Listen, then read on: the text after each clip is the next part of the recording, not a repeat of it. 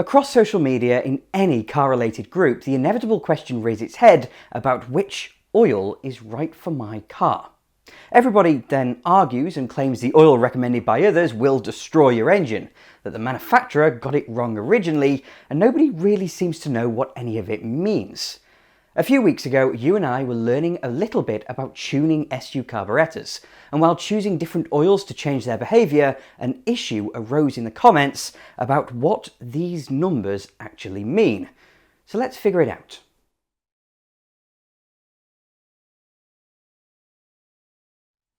In the early days of motoring, car and oil manufacturers alike needed a standard by which they could measure the viscosity of a given lubricant, and such a standard was introduced by the Society of Automotive Engineers. Hence, oil grades are sometimes prefixed with SAE. Put simply, the higher the numbers, the more viscous the oil. That is, the oil is thicker, in the same way as syrup is more viscous than water. It rather goes without saying that this is an important specification, as the oil has to leave a film on all the moving parts of the engine, acting like a fluid bearing, allowing a crankshaft to spin with minimal friction and the pistons to rise and fall smoothly, sealing the combustion chamber above but not wearing out the cylinder walls. Until the 1950s, you'd only tend to see one number on the front of an oil can, say SAE 20 or SAE 50. And these are a straight 20 weight or 50 weight oil. Measuring the behaviours of different oils is an endless rabbit hole we're not going to get anywhere near today. But in order to keep it simple, an engine oil is defined as, say, 50 weight if it falls into a given range. To determine this, it goes through a series of tests, one of which is for kinematic viscosity, where it's heated up to 100 degrees C and allowed to flow through a standardised hole under normal gravitational conditions. The result is then measured in centistokes, whatever the hell they are. And in the case of our theoretical 50 weight, it must be between 16.3 and 21.9 centistokes. Either side of that and it would instead be a 40 weight or a 60 weight. So depending on the oil you choose, a given 50 weight could actually be closer to some 60 weights than it is to another 50 weight. We'll come back in a moment to some further considerations, but this measurement of viscosity is the basis of engine oil labelling. In a laboratory, that's all well and good, but out here in the real world, it begins to fall apart. You see, when you turn over an engine on a cold morning, the oil within is not 100 degrees. And I'm sure we've all found the effect of this in the kitchen. If you take a small amount of cooking oil and place it in the freezer, it turns into more of a paste. But when you heat it in a pan, it loses viscosity until it's almost as thin as water. When it comes to lubricating an engine, this is the opposite of what we want. So to manage this, manufacturers often specify different oil grades depending on ambient temperature. So between summer and winter, you'd have to change the oil. But it gets worse, because this inflexibility means a given oil grade may be correct at 2 in the afternoon when it's 20 degrees, but at 2 in the morning when it's hovering near freezing, it may be too thick. Over time, this means wear, and it's part of the reason that the average older car didn't last very long before needing an engine rebuild. The oil has a very difficult job, but it's not there merely to lubricate. There's a lot more going on. For starters, its flow around the engine disperses heat, and this is why air-cooled engines often take more oil than their water-cooled counterparts. But it's also there to clean the engine, dissolving sludge deposits and neutralising acids, things modern oils are far better at doing due to research into additives.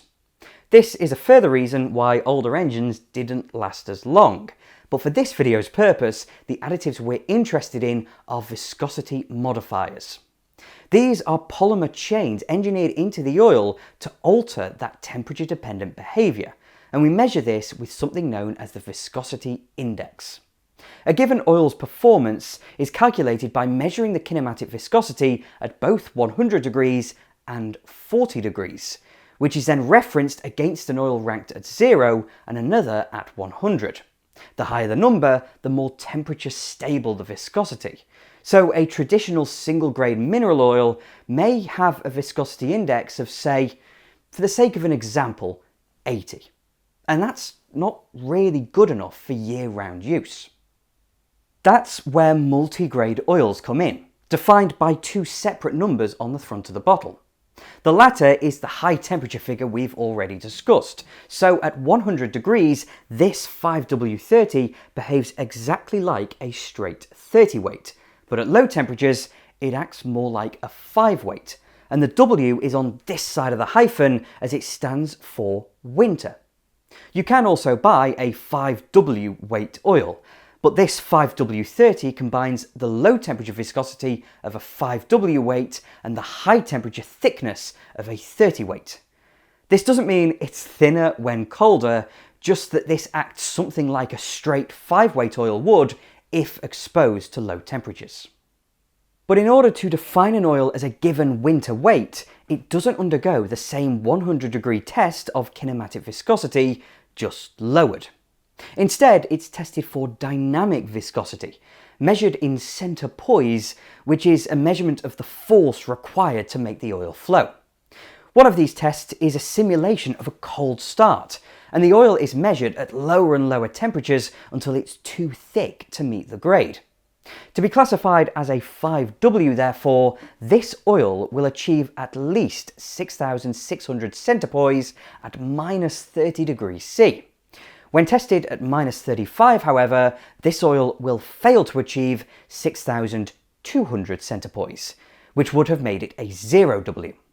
As I've mentioned, there are further tests for both winter and summer grades, but for the sake of this video, they're not worth getting into.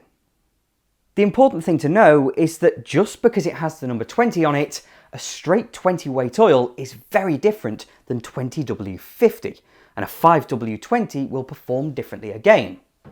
The effect of this is, of course, an engine oil you can use across seasons, and a considerably higher viscosity index. Modern synthetic oils can have an index of well over 200, and as the quality of oils has improved, many wouldn't require all those viscosity modifier additives to achieve a given multigrade. That's important in itself, as viscosity modifiers are long polymers, which at low temperatures scrunch up. That's how they modify the viscosity across a temperature range, slowing the rate at which viscosity falls, but when used in the mechanical cacophony of an engine, they can shear. With use, therefore, any grade of engine oil can thin out or break down, and depending on the oil-engine combination, lengthy change intervals can cause damage, and that's before even considering how dirty engine oil can get. In fact, many oil manufacturers have advertised their products as highly resistant to breaking down, or shearing, and shear rates are a part of the tests every oil has to go through in order to meet a given grade.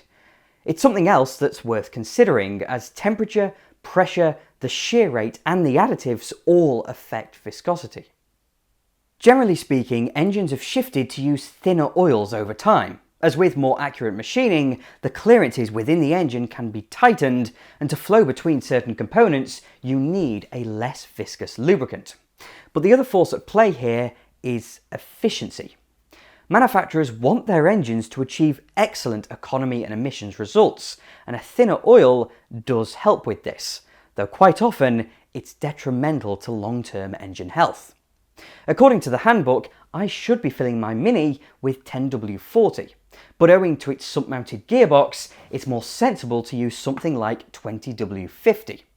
In that same vein, Alpina BMWs from the era of my distinctly non-Alpina E46 were spec'd to run oil as thin as 0W30, but a quarter of a century on, many owners are now filling them with the likes of 10W60.